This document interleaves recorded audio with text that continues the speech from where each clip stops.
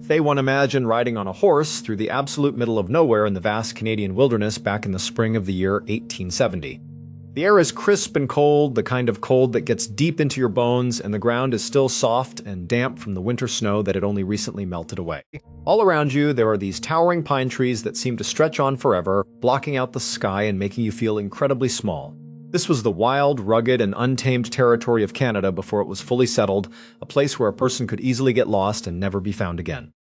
And that is exactly where a man named Frank Lemon found himself on this particular morning. Now, Frank was a gold prospector, which meant his entire life was built around a dream. It was the dream of finding that one massive deposit of gold in the earth that would change his life forever, allowing him to leave behind a life of hard backbreaking labor and step into a life of absolute luxury and ease. But prospecting was not an easy job, and on this day, Frank was not out here on his own. He was actually riding at the very back of a long line of about 12 men who were all on the exact same mission. These men had been hired by a very wealthy and ambitious investor named Lafayette French. Lafayette was a man who already had a massive amount of money, but he was always looking for ways to get even richer. He had struck a deal with these 12 prospectors. He told them that if they went out into the deep, unexplored Canadian wilderness and managed to find a viable, high-yielding gold mine, he would act as the financial backer for the entire mining operation. He would pay for the expensive heavy machinery, he would hire the workers, he would handle all the logistics, and he would pull all the gold out of the ground. In exchange for their discovery, Frank and the other prospectors would receive a set percentage of the profits. For a regular working man like Frank Lemon, this was the opportunity of a lifetime. It was the kind of deal you simply could not pass up. In fact, Frank was so convinced that this trip was going to be their big break that he had actually convinced his absolute best friend in the world to sign up for the expedition with him. This friend went by the nickname Blackjack. Frank and Blackjack had been inseparable for years. They had worked together, traveled together, and they trusted each other with their lives. They both shared that same deep-seated desire to strike it rich, so when the expedition first set out, they were both incredibly excited. They spent the first few days of the trip talking about what they would do with all their money, how they would build massive houses, and how they would never have to worry about a single thing ever again. But as anyone who has ever searched for gold will tell you, the reality of prospecting is nothing like the dream. It is actually incredibly grueling, monotonous, and frustrating. Weeks had passed since they first rode out into the wilderness, and the group had found absolutely nothing. They had traveled miles upon miles through the dense, unforgiving forests, crossing rugged mountain passes, and digging through the banks of freezing cold rivers, but there was no gold to be found. The initial excitement had completely vanished, replaced by a heavy sense of exhaustion and disappointment. Frank was tired, his body was aching from days in the saddle, and his mind was completely checked out. All he wanted to do at this point was pack up his gear, turn his horse around, and head back home to civilization. He was totally over the whole thing. And so, on this spring morning, as the line of 12 horses slowly made its way along the shore of the North Saskatchewan River, Frank was just riding in silence. He was zoned out, barely paying attention to the horse in front of him, just letting his own horse follow the path on autopilot. His eyes were drifting, and he began to stare off to his right into the deep, dark forest that lined the riverbank. The North Saskatchewan River is a massive, beautiful body of water that runs through what is now Alberta and Saskatchewan in Canada, but Frank did not care about the beautiful scenery anymore. He was just going through the motions. But then, as he was looking off into the thick trees, something caught his eye. It was not a flash of gold, and it was not a wild animal. It was a trail. It was a very small, narrow, overgrown dirt path that seemed to wind its way off the main route and disappear deep into the dark woods.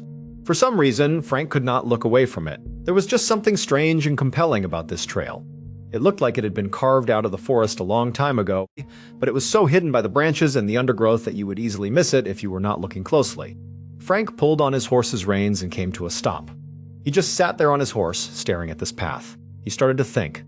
He thought about how they had spent weeks searching the riverbanks and the surrounding areas, and they had found absolutely nothing. He thought to himself, what if the gold is not in the river? What if the gold is hidden deep in the forest? And what if this little trail leads right to it? It was a sudden, unexpected burst of hope. Frank decided he wanted to tell the rest of the group about this trail and see if they wanted to go check it out. He turned around on his horse to call out to Lafayette French and the other prospectors. But when he looked up, he realized that the rest of the group had already ridden far ahead. They had not even noticed that Frank had stopped. They were just continuing their slow, methodical ride along the riverbank, completely oblivious to him. And honestly, Frank did not really care. He was so frustrated with the group and the lack of progress that he had no desire to call them back. He did not want to share his potential discovery with a dozen other men anyway. But then he looked over and saw his best friend, Blackjack, who had stopped his horse right next to Frank. Blackjack had noticed that Frank had pulled over and he was just waiting to see what Frank was doing. Frank looked at Blackjack, then he looked back at the narrow dirt trail winding into the trees, and then he looked back at Blackjack. He did not say anything at first. He just gestured toward the trail with his head as if to say, "Do you want to go down there and see what we can find?"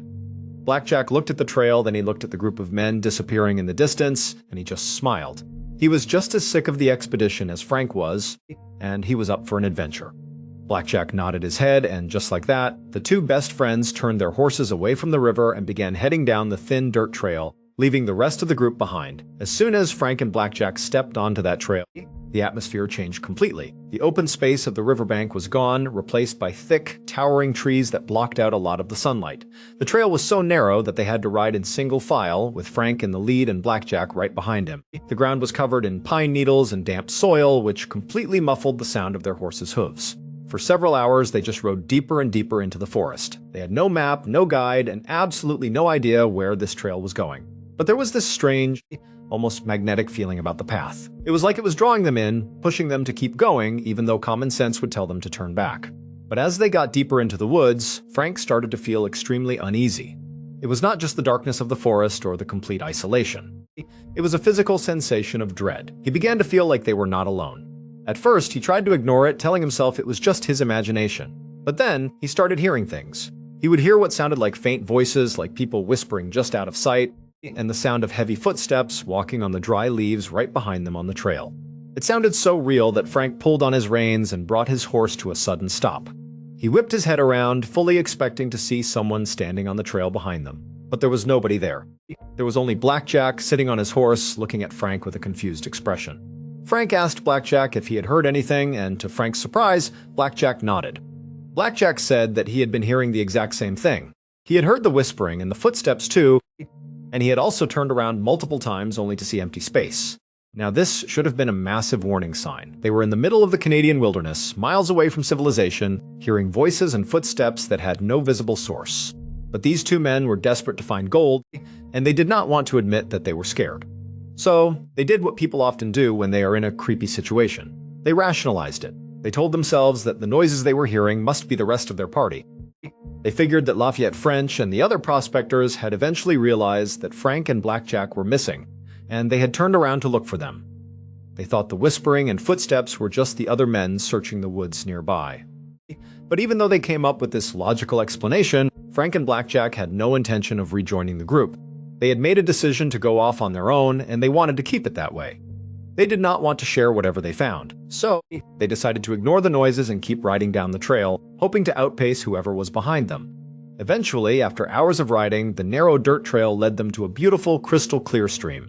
The water was flowing gently over smooth rocks, and the sun was filtering through the canopy, lighting up the water. The horses were tired and thirsty, and so were the men. Frank and Blackjack dismounted, tied their horses to some branches, and walked down to the edge of the water. They knelt down on the damp earth and scooped their canteens into the stream to get a cool drink. As Frank lowered his canteen into the water, he looked down and his heart stopped. There, sitting right on the gravel bed of the shallow, crystal-clear stream, were several large, glittering yellow rocks. Frank stared at them, completely frozen. He could not believe what he was seeing. He had spent weeks looking for even the tiniest speck of gold, and here, in this random stream in the middle of nowhere, there were actual nuggets of gold just sitting there in the open. It looked too good to be true. Frank reached his hand into the freezing cold water and scooped up one of the glittering rocks. He held it up to the light, feeling its weight. It was heavy, malleable, and unmistakable. It was pure gold. Frank was in absolute shock. He turned to Blackjack, who was still filling his canteen, oblivious to what Frank had found. Frank grabbed Blackjack by the shoulder and pulled him over, pointing down into the water. When Blackjack saw the gold, his eyes went wide. The two men stood there, looking at each other in disbelief. They had actually done it. They had found gold, but Frank, who was always a bit more analytical, realized that this was just the beginning. He looked at Blackjack and said that before they started celebrating, they needed to find out where this gold was coming from. Gold nuggets in a stream usually mean that there is a larger source upstream. Where the water is washing the gold down, they needed to find that source. So, the two friends began walking upstream, following the edge of the water. They were walking quickly now, their hearts pounding with excitement, and as they moved further upstream, they noticed that the gold in the water was getting more and more abundant. Instead of small nuggets, they started seeing larger pieces. The water seemed to be practically glowing with it. And then they reached a point where the stream flowed over a massive rock ledge, creating a small waterfall. Frank and Blackjack climbed up the side of the ledge, and when they looked at the rock face where the water was pouring over, they were absolutely speechless. Embedded directly in the solid rock were massive, thick veins of glittering gold. It was a spectacular sight. They had not just found a few nuggets in a stream. They had found an incredibly rich, completely untouched, gigantic gold mine. Today, a find like that would be worth billions of dollars. Back then, it was still an unimaginable fortune. It was enough wealth to make them, their children, and their grandchildren incredibly rich for the rest of their lives. At this point, the reality of what they had found washed over them. Frank and Blackjack went absolutely crazy. They started jumping up and down, shouting at the top of their lungs, hugging each other, and laughing. They were ecstatic. All the weeks of misery, exhaustion, and frustration were instantly forgotten. They were rich. But as the initial wave of excitement began to settle, the two friends sat down on a rock near the ledge, and a heavy silence fell over them. They realized they had a massive dilemma. You see, they were out here in the wilderness because they had been hired by Lafayette French. They had signed a contract. And under the terms of that contract, they were legally and morally obligated to report any gold they found to French. If they did the right thing, French would bring in his resources, develop the mine, and start pulling out the gold. Now, because they found it, French would certainly give them a cut of the profits. But that cut would be a small percentage compared to what French himself would make. French would become one of the wealthiest men in the world, while Frank and Blackjack would get a decent payday, but nothing compared to the true value of the mine. But then there was the second option. The dilemma. Frank and Blackjack could keep this discovery a secret. They could lie to Lafayette French, tell him they found nothing, and then go home. Once the expedition was officially over and everyone went their separate ways, Frank and Blackjack could secretly return to this exact spot in the woods. They could mine the gold themselves, little by little, and keep every single penny of the fortune. Now, of course, this option was incredibly risky. If Lafayette French ever found out that they had lied and stolen his discovery, they would be in massive legal trouble. They could go to prison or worse. They would have to be extremely careful and subtle about how they sold the gold. They could not just show up in town with wagon loads of gold without raising suspicion.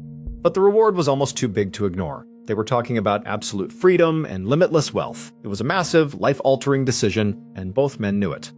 Frank looked at Blackjack and suggested that they should not make this decision right now. They were too emotional, too excited, and they needed to think clearly. Frank suggested that they should camp out right here in the area for the night, sleep on it, and then make a final decision in the morning when their heads were clear. Blackjack agreed that this was the smart move. So, they left the rock ledge and walked over to a flat, open clearing that was located just a short distance from the stream. It was the perfect spot to pitch their camp. Blackjack told Frank that he would go off into the surrounding woods to gather some firewood before it got dark, and Frank agreed to stay behind and start setting up their tent. As Blackjack walked away into the trees, Frank got to work. He unfolded the heavy canvas tent and started securing the stakes into the ground. But as he was working in the quiet clearing, the silence of the forest was broken once again. Frank began to hear that same soft, rustling sound, followed by the faint, whispering voices he had heard on the trail earlier. It sounded like people were standing just past the tree line, whispering to each other, watching him. Frank stopped what he was doing and looked around. The sun was starting to set, casting long, creepy shadows through the trees. He called out, asking if anyone was there, but there was no response. The whispering stopped as soon as he spoke. Frank tried to convince himself that it was just his mind playing tricks on him, or maybe it was just Blackjack playing a joke on him from the woods. But then, as he listened closely, he heard the whispering again, coming from the trees to his left. At that exact same moment, Frank looked across the clearing to his right and he saw Blackjack emerging from the forest carrying a bundle of firewood. Blackjack was on the complete opposite side of the clearing from where the whispers were coming from. It was physically impossible for Blackjack to be making those noises. This realization sent a shiver down Frank's spine. There was definitely someone or something out there in the woods watching them. The feeling of being observed was so intense and heavy that Frank felt completely unsettled. He wanted to tell Blackjack, but he decided against it. He did not want to sound like he was losing his mind, especially with the pressure of the massive gold discovery weighing on them. He told himself to just shake it off, focus on the camp, and get the fire going. He tried to convince himself that the wind was just playing tricks through the leaves, even though there was barely a breeze. A few hours later, the sun had fully set, and the forest was pitch black. The only light came from the crackling campfire that Frank and Blackjack had built in the center of the clearing. The two friends were sitting on a fallen log in front of the fire, eating their simple rations and talking about what they were going to do with the gold. Naturally, the conversation turned back to the gold mine. Frank, who had been thinking about it all evening, decided to speak his mind. He looked over at Blackjack and said that he thought they would be absolutely crazy to tell Lafayette French about the mine. He argued that this was their one and only chance to escape poverty and live like kings. He asked Blackjack why they should settle for a small, one-time payday from French when they could have an endless supply of wealth for the rest of their lives. Frank was passionate, speaking with a lot of energy, expecting his best friend to agree with him. But when Frank finished his pitch and looked at Blackjack, he saw that Blackjack was not smiling. In fact, Blackjack looked deeply troubled. He was staring down at the dirt, shaking his head. Blackjack looked up at Frank and said that he could not do it. He told Frank that keeping the mine a secret was morally wrong. They had signed a contract, they had given their word, and they had taken Lafayette French's money to come out here. Blackjack said that he would rather be poor and honest than rich and morally bankrupt. He believed that if they stole this mine, the money would be cursed, and they would never find true happiness with it. This response did not sit well with Frank. He could not believe what he was hearing. He felt a sudden surge of anger welling up inside of him. He looked at Blackjack and accused him of being naive and foolish. He asked him how he could let a silly thing like morals stand in the way of a fortune that could change their lives forever. But Blackjack refused to budge. He stood his ground, raising his voice, telling Frank that some things are more important than money. The discussion quickly lost all sense of civility. What had started as a quiet conversation by the campfire rapidly escalated into a full-blown screaming argument. The two best friends, who had never had a major fight in their lives, were now standing up, facing each other, screaming at the top of their lungs. Their faces were red with anger, and the tension in the clearing was incredibly thick. Frank was desperate to convince Blackjack, but Blackjack was completely stubborn. He absolutely refused to compromise. Finally, after several minutes of intense screaming, Blackjack reached his breaking point. He threw his hands up in the air and shouted that he was done talking about it. He turned his back on Frank, stormed over to the tent, and crawled inside, zipping it shut, leaving Frank standing alone by the fire. Frank was absolutely furious. He stood there by the campfire, his chest heaving, his fists clenched, staring at the closed tent. He was stewing in his own rage. He could not understand how Blackjack could be so blind to this opportunity. He felt betrayed. This was his best friend, the person who was supposed to have his back, and now Blackjack was threatening to ruin everything. Frank knew that if Blackjack insisted on telling Lafayette French, Frank would have no choice but to go along with it, because if Frank tried to claim the gold on his own, Blackjack would expose him. Blackjack was holding all the power, and he was choosing to give it away to a rich investor. It felt completely unfair to Frank. For a long time, Frank just stood there, watching the fire slowly die down to glowing embers. Eventually, the cold night air started to get to him, and he realized he needed to go to bed. He told himself that they were both just tired and emotional, and that they would have to sleep on it. Maybe in the morning, Blackjack would see reason. So Frank walked over to the tent, unzipped the flap, and crawled inside. He did not say a word to Blackjack, who was already lying in his sleeping bag on the other side of the tent, seemingly fast asleep. Frank got into his own sleeping bag, closed his eyes, and tried to quiet his mind. But sleep would not come. Instead of calming down, Frank found himself getting more and more worked up as he lay there in the dark. The tent was completely silent, except for the loud, rhythmic sound of Blackjack snoring. To Frank, that snoring sound became incredibly grating. It was like a constant, annoying reminder of Blackjack's defiance. Frank's mind began to spin out of control, entering a dark, obsessive loop of thoughts. He started thinking about how simple everything would be if Blackjack was not there. If Blackjack was out of the picture, Frank would not have to worry about the contract, or Lafayette French, or moral dilemmas.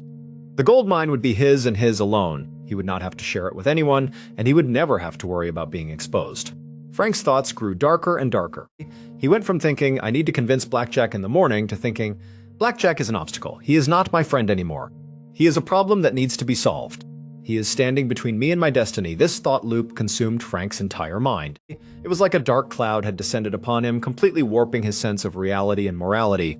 He felt this intense, overwhelming pressure, like something else was pushing him, driving him to act. He felt like he had completely lost control of his own actions. In a daze, Frank slowly got out of his sleeping bag. He did not make a sound. He crawled out of the tent and stepped into the cold, dark night. The clearing was silent, the fire now just a pile of gray ash. Frank walked over to the pile of firewood where the camp tools were kept. His hands found the cold wooden handle of their camp axe. He lifted it up. He did not hesitate. It was as if he was watching himself from outside his own body. He walked back to the tent, unzipped the flap, and stepped inside. Blackjack was still fast asleep, snoring softly, completely unaware of the danger. Frank stood over his best friend in the darkness. He raised the heavy axe high above his head, and with all his strength he brought it down, driving the sharp blade directly into Blackjack's skull. The snoring stopped instantly. Blackjack died without ever knowing what happened. A few minutes later, Frank was outside sitting by the campfire, looking at his bloody hands, wondering what just happened. How could he have just done what he did? That was his best friend. What had come over him? It was like Frank was a different person. he could not understand. But as Frank was sitting there grappling with what he had just done, a twig suddenly snapped over in the direction of the tent, and instantly Frank looked over like, "Who is over there? What is going on?" And as he looked in the direction of the tent, he began to hear this low, guttural moaning. It almost sounded like a dying animal, and he thought for a second, like, wait a minute, is Blackjack not actually dead? Is that him making that noise? But at the same time, Frank is thinking that is not possible. I practically split Blackjack's head in half with that axe. He cannot be making that sound. But before Frank could even begin to process what he was hearing, this moaning sound got louder, and it got closer to Frank like it was moving in his direction. But there is nobody here, and so Frank is horrified. And then right as the sound is practically on top of him, he began hearing those whispers, those voices he had been hearing in the woods on the way out here, except this time the voices were clear. They were talking to Frank, and they were saying, "You are going to be tortured for what you did to Blackjack." And then just as soon as these voices began, suddenly they stopped. The moaning stopped, and the entire forest just went deadly silent, and Frank is just stuck there staring at the tent, wondering what is happening. And then the silence was broken by this unbelievably loud, high-pitched, blood-curdling human scream coming from the tent, and it was at that point that Frank just got up and sprinted to his horse and began riding away. Away from the gold, his friend's body, everything. He did not care. He needed to get out of there as soon as possible. But the second he began blindly galloping through the forest, away from this area, he began hearing whispers and heavy footsteps right behind him, as if they were following him out of the forest. But Frank was so scared he did not even dare turn around to look. He just rode as fast as he possibly could. Hours later, Frank suddenly emerged from the dark forest, and just by absolute happenstance, he arrived right in the town that he and the other gold prospectors had passed through on their way out into the woods. And the moment Frank left the tree line and actually entered into this town, the whispering and the footsteps, which had basically chased him all the way to this point, they stopped. Suddenly, Frank was all alone. Now, by this point, Frank had convinced himself that everything he had heard in the woods, the voice telling him he was going to be tortured for what he had done, the heavy footsteps, the whispering, the screaming, the moaning, all of it. Everything that had caused him to flee was actually the ghost of Blackjack, that after he had killed his friend's spirit had immediately risen and sought revenge on Frank. That is what was happening, and this horrified Frank so much that he did not care at all about the gold anymore. He just wanted to get out of the spiritual danger he thought he was in, and so as he rode into this village, all he looked for was a church. And when he found the church, he went to the front steps and he sat there waiting for the priest. At dawn, the priest finally arrived at the church and found Frank sitting there looking horrible, and Frank instantly stood up, rushed over to the priest, and began begging him to save him from Blackjack's ghost. Now, at first, as the priest listened to Frank tell his story about this ghost, he just thought that Frank was crazy.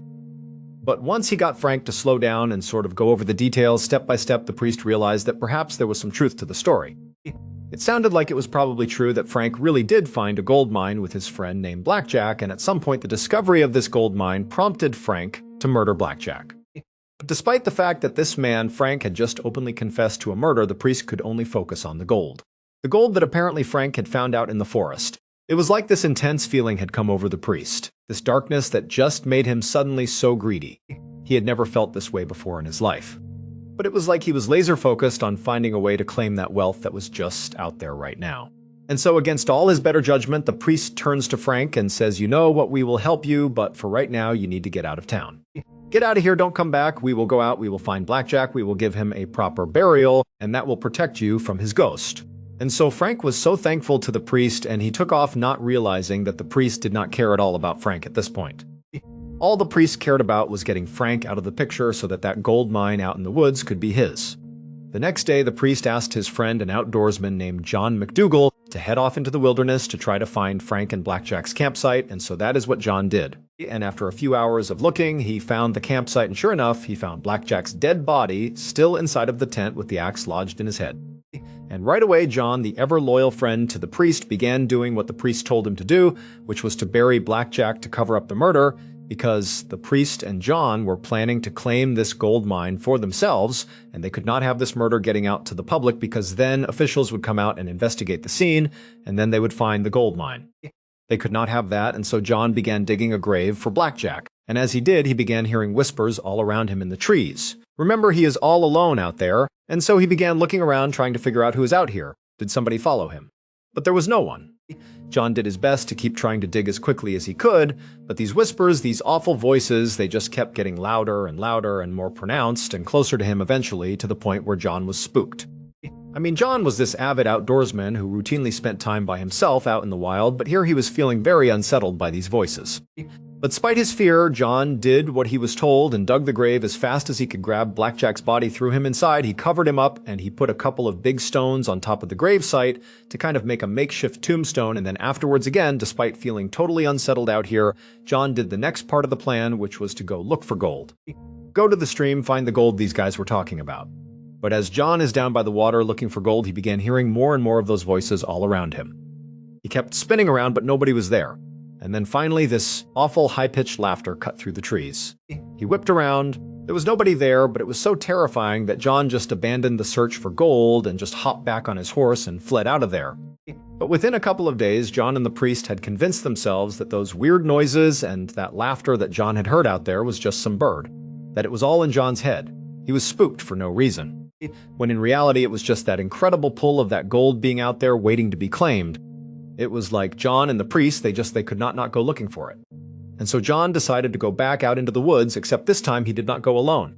He brought a group of men with him. And so this group, led by John, retraced Frank and Blackjack's steps down that skinny trail all the way to their campsite. And when they got there, John just froze. He could not believe what he was seeing.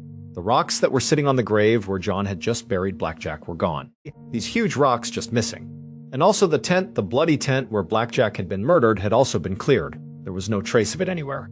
It was like the campsite had never existed. And this made no sense to John because he knows this is a totally isolated part of the wilderness, like nobody comes through here. Who in their right mind would just happen to pass by and randomly grab all these rocks and the tent covered in blood and take it out of here? It made no sense. Like, who could have done this? Now, until this point, John really had convinced himself that everything he had experienced the time before was in his head. It was just a bird or, it was just normal forest sounds. And he also, like the priest, had convinced himself that Frank's original story about Blackjack's ghost chasing him out of the forest was just the ramblings of a crazy, guilty man. A murderer's guilty conscience had created that story. But now as John was surveying the scene in front of him, he could not help but think maybe this place is haunted. And so once again, John just turned and fled. He and the men, they got out of there as fast as they could, and when John got back to town, instead of going to the priest, he just went right to the bar and just started drinking. And he kept on drinking until he died of alcohol poisoning just a couple of days later. And John's death started a chain of unexplained catastrophes all connected to this gold. First, the priest, after discovering what happened to John, did not really spend any time grieving the loss of his friend. Instead, the priest just saddled up and headed out into the woods to find the gold himself. However, he found the trail that led out to the campsite, and the gold had been destroyed in a forest fire. Then Lafayette French, the rich investor who had bankrolled the original expedition, he heard about the mine and decided he would go find it. However, the guide that he hired to take him there literally died on the way into the forest. By this point, French had heard all the stories about how Blackjack's ghost was out in this forest, haunting the area, preventing people from finding the gold. But French ignored all those stories, just like with Frank and the priest and John. It was like that gold had an unbreakable hold on him, and so for 30 years, French kept going out into that forest searching for that gold mine, and eventually he found it. Or at least that is what he said in the last letter he wrote back home. But we will never actually know for sure because after sending that letter on that same day, Lafayette's cabin burned down and he died without telling anybody the location of the mine. And so with French's death, that sort of solidified the rumors that the haunting was real, and people began to believe that there was only one thing that could explain this almost magnetic pull the gold had on so many people, and also all the terrible fates that befell everybody who tried to go look for it. And that was that the gold mine was cursed. And today people still believe that Blackjack's ghost is out there in the forest preventing people from finding the gold. But whatever the truth is, whether the curse is real or not to this day, no one has ever been able to successfully find the gold again and live to tell about it. To understand the full depth of this tragedy, you have to look closely at what happened to Frank Lemon himself after he fled into the night. It is said that Frank was never arrested for the murder of Blackjack, mostly because the only key witness who could have pointed the police to the physical evidence of the crime was John McDougal, and John died before he could ever speak to the law. The priest, consumed by his own silent greed, kept Frank's secret close to his chest, fearing that any investigation would lead to the government seizing the location of the stream. So Frank was left to wander the outer edges of the territories under a false name, a man completely broken by his own mind. Those who encountered him in his later years described him as a trembling, hollow shell who refused to ever step foot near a forest. He would sit in well-lit rooms, staring blankly at the walls, sometimes muttering to himself about footsteps in the pine needles. He lived a long life, but it was a life of absolute psychological imprisonment. He had killed his best friend for a mountain of wealth, and in the end, he did not get a single ounce of it. He was left with nothing but the memory of an axe and the sound of a voice telling him he would be tortured. Now, let us think about the transition of the crime scene itself. When John McDougal returned to that clearing with his group of prospectors and found the campsite completely vanished, it marked the beginning of the true mystery. How could a massive camp, a heavy canvas tent soaked in blood, and several enormous boulders simply disappear without a trace? In the cold, analytical light of modern investigations, we have to ask if someone else had been following Frank and Blackjack from the very beginning. Remember, Frank had heard footsteps and whispers on the trail before they ever found the gold. They had assumed it was their own expedition party, but Lafayette French and his 12 men had ridden far ahead and never reported turning back. Is it possible that there was another, completely independent group of prospectors, or perhaps some local outlaws, who had spotted the two friends breaking away from the main line? If someone had quietly followed them, they would have witnessed the discovery of the stream. They would have seen the massive veins of gold on the rock ledge. And they would have watched from the shadows as Frank and Blackjack had their screaming argument by the fire. If this was the case, then this hidden group of observers would have seen Frank commit the murder. They would have watched Frank flee in terror, leaving the campsite completely abandoned. For a group of ruthless outlaws, this would have been the ultimate stroke of luck. They had an incredibly wealthy gold mine and a ready-made camp, with the only obstacle being a dead body inside a tent. When John McDougal came out alone to bury the body, these observers might have watched him from the tree line, whispering among themselves to spook him and laughing when he fled in fear. Once John was gone, they would have realized that people from the town knew about the location. To protect their secret, they would have had to act fast. They could have easily dug up Blackjack's body, moved the massive stones, packed up the bloody tent, and swept the entire clearing to make it look as though nothing had ever happened. By the time John returned with his group of men, the illusion was complete. The campsite had vanished, and the search party was so terrified by the apparent supernatural disappearance that they abandoned the search entirely.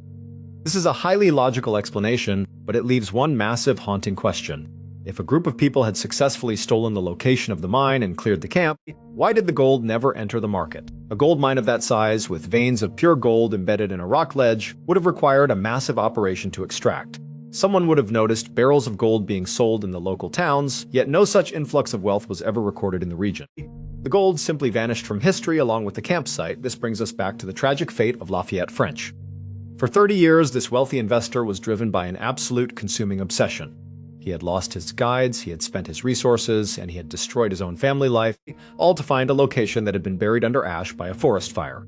When he finally wrote that last letter in 1912, claiming he had found the ledge, he was an old man on the brink of death. And then his cabin burns down on that very same day. Some people believe that Lafayette French's death was not an accident at all. They believe that someone, or perhaps the very same entity that chased Frank Lemon out of the woods, was watching French. The moment he laid his hands on the secret, he was destroyed, as if the gold itself was a poison that killed anyone who came too close. The psychological toll on the families of these men was immense. Blackjack, whose real name has been lost to the archives of history, was never returned to his family. He was buried in a shallow, unmarked grave in an unknown clearing, and then his resting place was apparently disturbed and lost forever. His family in the eastern provinces only knew that he had gone out into the wilderness with his best friend Frank Lemon and had never returned. They were left with a lifetime of unanswered questions, never knowing the betrayal that had taken their son's life. The family of Lafayette French was left bankrupt, their wealth poured into a 30-year wild goose chase that ended in a pile of ashes in the middle of the Canadian forest. When we look back at the entire sequence of events, from that spring morning in 1870 to the burning of Lafayette French's cabin in 1912, it is hard not to feel a sense of profound sadness. It is a story about the ultimate destructive power of greed.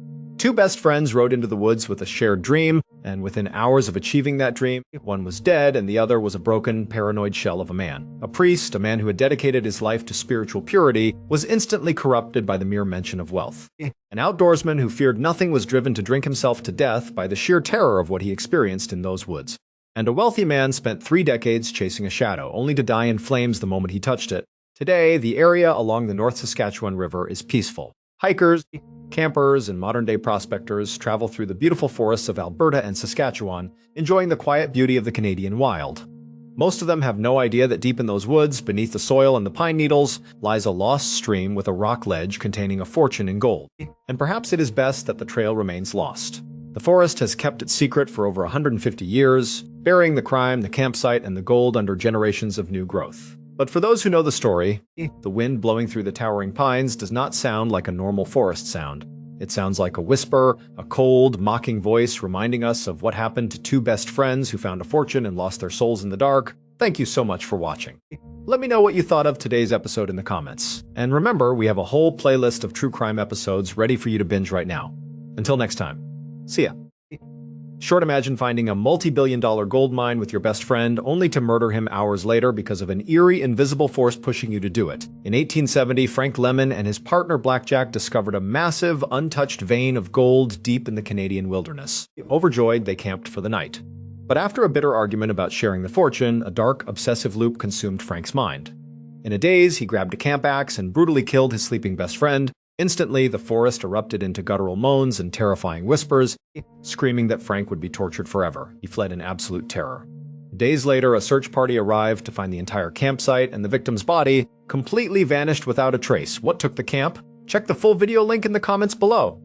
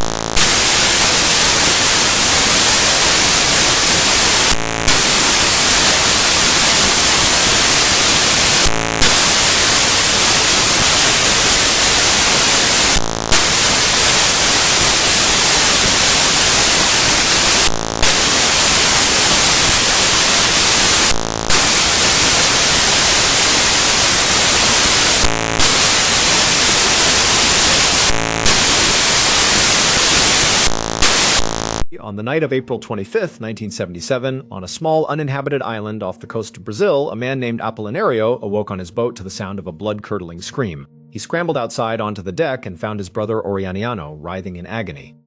His skin was covered in the most horrific burns Apolinario had ever seen, as if it had been literally set on fire and was now peeling away from his body. But the truly impossible part, the detail that would haunt investigators for years, was that his brother's clothes were perfectly fine, completely untouched by any flame. Around 8 o'clock that evening, 31-year-old Apolinario Souza Correa had poured the last of their water onto the campfire he'd built with his 3 brothers, Firmino, Orianiano, and Jose. They were on a small beach on an island in northeast Brazil, a place the locals called Crab Island. For the 4 brothers, this island was their workplace. They were lumberjacks, and they would take their small boat out to Crab Island all the time to harvest wood, which they would then sell to local construction companies. It was hard work, but it was a good, honest living, and every single time they made the trip, they had the island completely to themselves. There was a very good reason for this. Most of their neighbors, the other people who lived in their small coastal town, believed that Crab Island was haunted. For generations, people who had dared to visit the island told unsettling stories. They would report hearing strange, disembodied voices, whispering from deep within the forest, especially at night. Sometimes they'd see bizarre lights flashing and dancing silently above the treetops, even on the clearest of nights. But Apolinario and his brothers were practical men. They didn't put much stock in ghost stories and local legends. They had a family to feed, and the lumber on Crab Island was plentiful and profitable. The stories were just stories, something to scare children, and they weren't afraid. On this particular day, they had arrived at high tide sometime around noon. They moored their boat as close to the shore as they could and then spent the entire afternoon working under the hot sun, chopping down trees and preparing the lumber. As evening fell, the tide began to recede, pulling the water far out from the shore and leaving a vast, muddy flat between the beach and the deeper water. Their boat was now sitting high and dry on the mud, completely stranded. This didn't concern them in the slightest. It was all part of their usual routine. They hadn't planned on sailing straight back home anyway. Their plan was to cook dinner over the fire, relax for a bit, and then sleep for a few hours on their boat right where it sat on the mudflats. They knew that while they were sleeping, the tide would come back in, lifting their boat gently off the mud. They could then wake up around midnight, refreshed and ready to make the journey home, and so that's exactly what they did. After a long day of work, they ate their dinner by the warm glow of the campfire. Once they were done, Apolinario doused the fire, and the 4 brothers waded through the thick, cool mud over to their boat. They climbed aboard, went into the main cabin, and laid out their sleeping pads. Exhausted from the physical labor, it didn't take long for any of them to fall into a deep sleep. They had only intended to sleep until about midnight, just long enough for the tide to return. But when Apolinario's eyes flickered open, he could tell something was off. It was still dark inside the small cabin, but when he glanced out the tiny window, he saw the sky outside was already painted with the pink and orange hues of sunrise. He let out a low groan. They had all overslept. They'd completely missed high tide. Their boat had been lifted up by the water and then set right back down in the mud as the tide went out again. Now they were stuck, probably until noon when the next high tide would arrive. It was an annoying mistake, but just a nuisance. Apolinario sat up and looked over to see if his brothers were awake. He saw Firmino and Jose still fast asleep on their pads, their thin blankets pulled up over their faces to block out the morning light. But then he looked at his 3rd brother's spot. Orianiano's sleeping pad was empty. He wasn't in the cabin. And just as Apolinario was registering this, a deafening, agonized scream ripped through the quiet morning air. It was coming from just outside the cabin, somewhere on the boat. Without a second thought, Apolinario jumped to his feet, threw open the cabin door, and ran outside. And that's when he found Orianiano. His brother was on the deck, screaming, and he was covered from head to toe in the most severe burns Apolinario could imagine. Apolinario was so horrified he just froze in place for a moment. It looked like his brother's skin had literally been boiled or set on fire. It was red and blistering, and in some places just sloughing off. But then he noticed something even stranger, something that made no sense at all. Despite the horrific state of his brother's skin, Orianiano's clothes, his shirt, and his pants looked completely normal. There wasn't a single scorch mark on them. It was as if only his skin had somehow caught fire, while everything else on him was left untouched. As his brother continued to scream in pure agony, Apolinario's mind raced, trying to understand what could have possibly happened. And in that moment of shock paralysis, he heard a new sound. It was a low moaning, and it was coming from back inside the cabin. Acting purely on instinct, he turned and ran back inside. He knew his other 2 brothers, Firmino and Jose, were in there, their blankets still over their heads. He raced over to Firmino, who the moaning seemed to be coming from, and he pulled back the blanket. The sight was just as horrific as what he'd seen on deck. Firmino's skin was also terribly burned, falling off his body in sheets, and just like Orianiano, his clothes were not burned at all. He was just moaning, lost in a world of pain. Terrified, Apollinario looked over at his last brother, Jose, who was still lying on his sleeping pad. He wasn't burned, but he wasn't moving. He wasn't breathing. He was dead because of the tides. Apollinario had to endure a full 6 hours of helplessness. 6 hours trapped on that island with his dead brother and his two other brothers suffering from unimaginable injuries. Finally, the tide came back in, lifting their boat from the mud. As soon as they were afloat, they took off. When they got back to the mainland, Orianiano, the brother who had been screaming outside, was badly hurt but seemed stable. He stayed behind with Jose's body while Apollinario rushed Firmino to the hospital, whose injuries seemed far more critical. When they arrived at the hospital, Firmino was barely conscious. His body was shutting down from the shock and the pain of his burns. As doctors swarmed around him, they desperately tried to ask him what had happened, how he had gotten these burns. Just before Firmino slipped into a coma, he managed to whisper a few words. He told them that sometime during the night, while they were all asleep on the boat, he had looked out the cabin window, and hovering in the air just outside was an inexplicable, blinding ball of fire. That was all he remembered. He had no idea how he actually got burned. The police opened an investigation, but they were immediately stumped. They came up with several theories, none of which held much water. Maybe the brothers had gotten into a violent fight and were now lying about it. But there were no signs of a struggle on the boat or on the men themselves, aside from the burns. Maybe they had taken some kind of drug and had hallucinated or hurt themselves. But there was no evidence of any substance use. Another theory was that lightning had struck the beach and somehow reflected off the sand or water and hit the boat. But weather reports showed a clear sky that night with no storms anywhere in the region. The reality was, the police investigation found nothing. They scoured Crab Island for any clue, any piece of evidence that could explain what happened to the Souza Correa brothers. They found no footprints other than the brothers, no remnants of any device, no scorch marks on the boat or the surrounding area. There was simply no evidence whatsoever. Ultimately, the two injured brothers, Firmino and Orianiano, would make full recoveries from their physical injuries. But their minds were scarred. Neither of them could ever remember any more meaningful details from that night. The case was eventually closed, the official cause of Jose's death undetermined, and the incident filed away as a tragic, unexplained mystery. But the strange stories from Crab Island continued. Locals kept reporting the phantom voices and the strange lights over the trees, and then, in April of 1986, 9 years after the death of Jose Souza Correa, another crew of 4 men traveled out to Crab Island to harvest timber. At some point during their trip, all 4 men recalled hearing a loud crashing sound echo from the woods, and then they all simultaneously fell unconscious. When they woke up again, it was 18 hours later. One of the men was dead, and another was inexplicably covered in severe burns.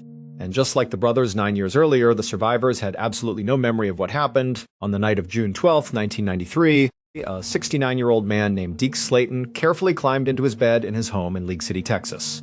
Even this simple, everyday action took an immense amount of effort for Deke. He was very, very sick. Deke had a brain tumor.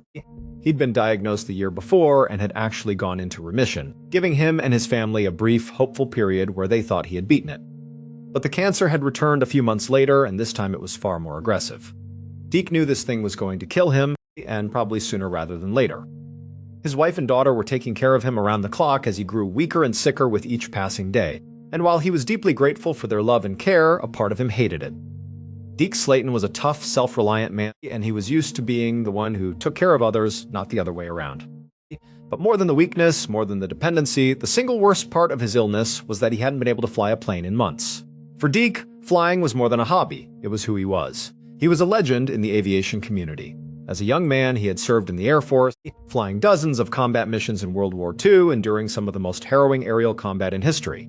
Deke loved being up in the sky, looking down at the world from his cockpit, so much so that after the war, he decided to go one step further, to space. He became an astronaut, and not just any astronaut.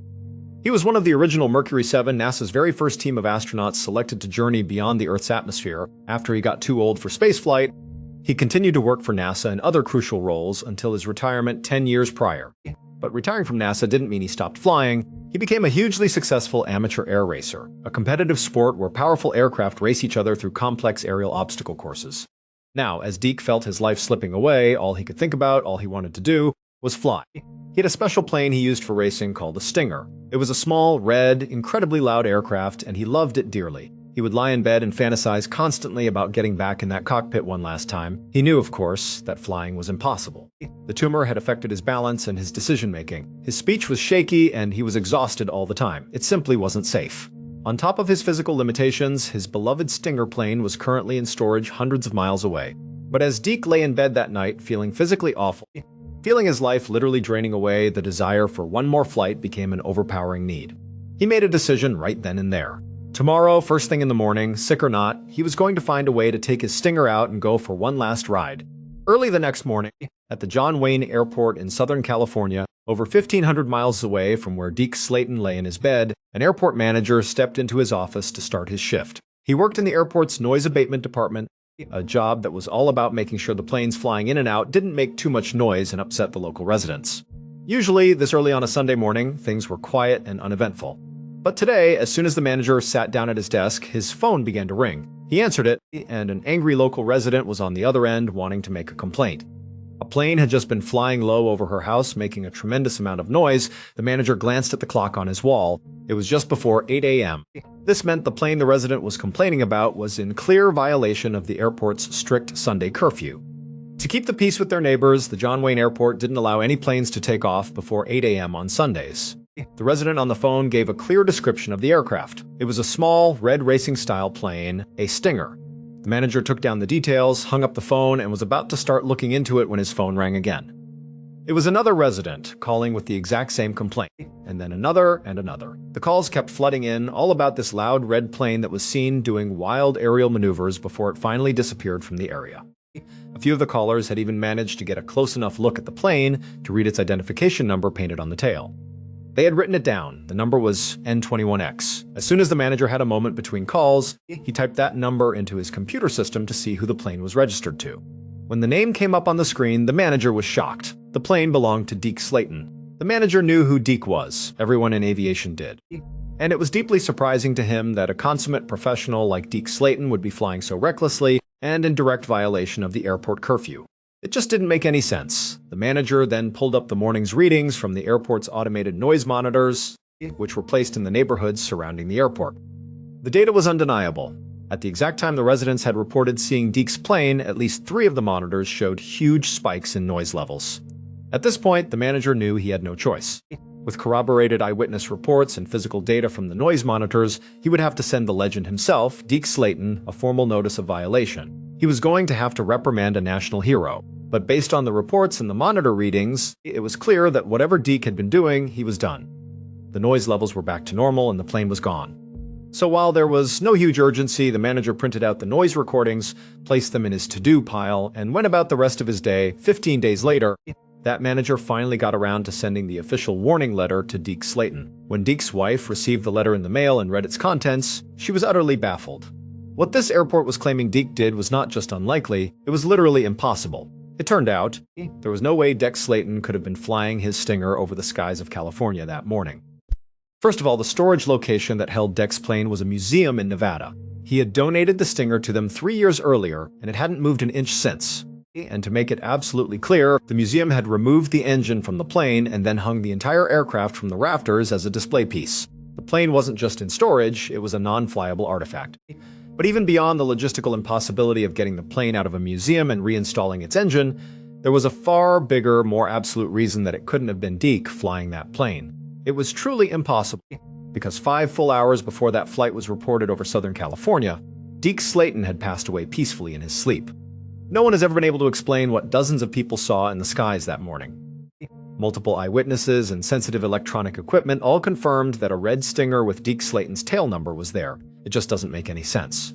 Today, that official warning letter sent by the John Wayne Airport sits on display at the Deke Slayton Memorial Space Museum, a permanent tribute to a hero's final mysterious flight. One morning in June of 1972, a hospital administrator named Harold Michaels ran down the main hallway of the Almaden Hospital in California. He was completely out of breath, his heart pounding in his chest as he sprinted as fast as his legs could carry him. As he rounded a corner, he nearly collided with a gurney being pushed by an orderly, but he didn't even slow down to apologize. He just kept running, his mind fixed on a single goal, until he burst through the doors of the hospital cafeteria. All the nurses and doctors were inside, eating breakfast and drinking coffee before the start of their morning shifts. As soon as he was through the doors, totally winded, Harold yelled out for everyone to pay attention that he had a very important announcement to make. Immediately, the chatter in the room died down. The clinking of silverware stopped. The room went silent. Every doctor, every nurse, every staff member turned to look at him, wondering what was going on. Harold, trying to catch his breath, managed to get out one sentence. The hospital needs to update its disaster plan. He paused for a moment, letting the information sink in, and as he scanned the room, he saw looks of total confusion on nearly everyone's face. Harold understood why they would react that way. On the surface, there was no clear reason for him to be barging in and making such a frantic demand. There hadn't been any recent earthquakes or major accidents or any kind of event that would prompt such urgency. It was just a normal Tuesday morning at the hospital. Yet here was their boss, acting like a catastrophe was imminent. There was an awkward moment of silence, a feeling of, is he serious, hanging in the air. Before anyone could really ask any questions, Harold cut them off. He just said, "Look, I want to make sure we are capable of handling a mass casualty event, a major emergency. We need to have a better plan in place in case something really terrible happens. We cannot be caught flat-footed." Again, there was a pause as the staff looked back at him, still trying to understand what was prompting all this. Finally, someone in the back raised their hand and simply asked, "Why?" But Harold wasn't in the mood for a discussion. He just said, "Stop. Stop everything you're doing right now. Put your breakfast away. I don't care what you think. Go and update the disaster plan. Now." 8 months later, on the morning of February 7th, 1973, Harold sat around a conference table with the other members of the hospital's newly formed disaster committee. They had been holding meetings every single month since that strange morning in the cafeteria, working tirelessly to update the hospital's emergency procedures. Just 2 days earlier, at an all-staff meeting, they had finally unveiled the brand-new, comprehensive disaster plan that Harold had so frantically demanded. Every single employee at the hospital had been briefed on the new procedures, and a full-scale drill was scheduled for the very next morning to practice what to do in a major emergency. Harold should have felt relieved, knowing that they were now officially prepared, or at least far more prepared than they had been before.